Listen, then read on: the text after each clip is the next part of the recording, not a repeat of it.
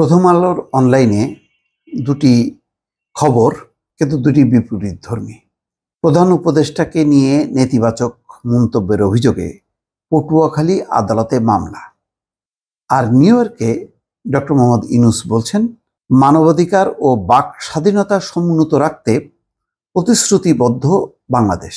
তাহলে মিলল তো না। ডক্টর মোহাম্মদ ইউনূস কি বলছেন নিউ ইয়র্কে, আর বাস্তবে কি ঘটছে?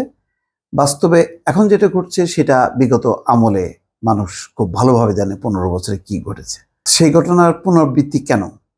খবরটা হলো, এই অন্তর্বর্তী সরকারের প্রধান উপদেষ্টা ডক্টর মোহাম্মদ ইউনূসকে নিয়ে নেতিবাচক মন্তব্য ও হত্যার হুমকি দেওয়ার অভিযোগে পটুয়াখালীর আদালতে এক ব্যক্তির বিরুদ্ধে ডিজিটাল নিরাপত্তা আইনে মামলা হয়েছে। সেই বহুল বিতর্কিত ডিজিটাল নিরাপত্তা আইন।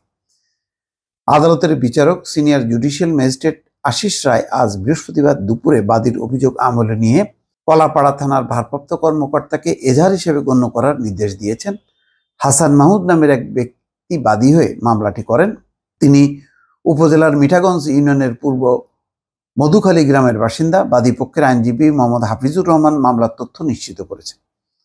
মামলার বিবাদী করা হয়েছে মোহাম্মদ মাসুম বিল্লাহ নামের এক ব্যক্তিকে। তার বাড়িও পূর্ব মধুখালী গ্রামে। মাসুম বিল্লাহ পাল্টা অভিযোগ করেছেন, পারিবারিক বিরোধের জের ধরে তাকে ফাঁসাতে উদ্দেশ্যপ্রণোদিতভাবে এই মামলা করা হয়েছে।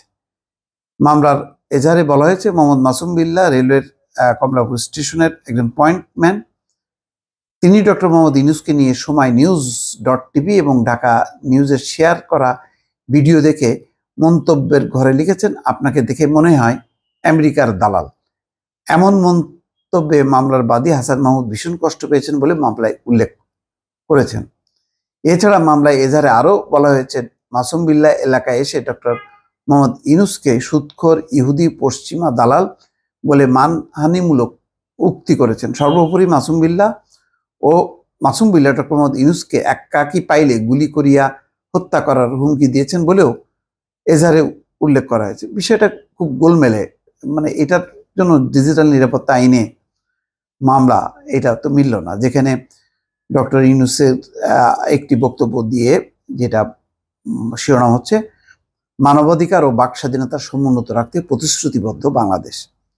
অন্তর্বর্তী সরকারের প্রধান উপদেষ্টা ডক্টর মোহাম্মদ ইউনূস বলছেন, তার সরকার দেশে মানবাধিকার ও বাক স্বাধীনতা সমুন্নত রাখতে প্রতিশ্রুতিবদ্ধ। স্থানীয় সময় বুধবার নিউ ইয়র্কে একটি হোটেলে শীর্ষস্থানীয় মানবাধিকার সংগঠনের বেশ কয়েকজন ঊর্ধ্বতন কর্মকর্তা প্রধান উপদেষ্টার সঙ্গে দেখা করতে এলে তিনি এই কথা বলেন। বৈঠকে জুলাই আগস্টের গণঅভ্যুত্থান এবং শেখ হাসিনার দীর্ঘ 15 বছরের শাসনের সময় সংঘটিত নৃশংস ও মানবাধিকার লঙ্ঘনের বিচার ও জবাবদিহিতা নিয়ে আলোচনা হয়।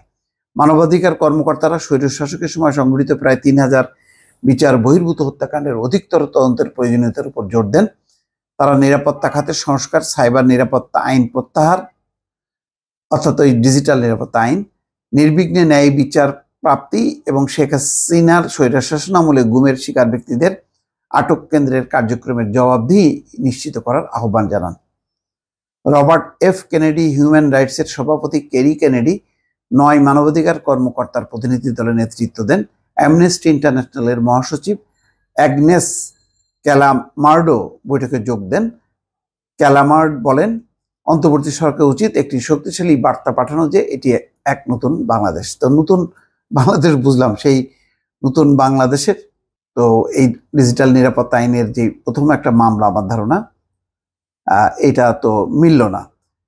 ডক্টর ইউনূস কিভাবে পূর্বে স্বৈরাচারী শাসন আমলে নাগরিকদের স্বাধীনতা ও মানবাধিকার হরণ করা হয়েছিল এবং তার সরকার দেশে মানবাধিকার প্রতিষ্ঠা এই পর্যন্ত কি করেছে তার সংক্ষিপ্ত বর্ণনা করেন। তিনি বলেন, বাংলাদেশে গুরুত্বপূর্ণ সংস্কার ও প্রাতিষ্ঠানিক পরিবর্তনের জন্য তার সরকার পুলিশ সংস্কার সংক্রান্ত একটি কমিশন সহ বেশ কয়েকটি কমিশন গঠন করেছে। আমার ধারণা যে মামলাটি হয়েছে সেই পটুয়াখালীর আদালতে, এটার ব্যাপারে চিন্তা করা উচিত। নতুবা সরকারের যেই মানুষের বাক ব্যক্তির স্বাধীনতা সমুন্নত রাখার যেই কমিটমেন্ট, প্রতিশ্রুতি, তার সাথে কিন্তু আবার ওই মামলাটা সঙ্গতিপূর্ণ হবে না। দর্শক ভালো থাকবেন, আল্লাহ হাফেজ।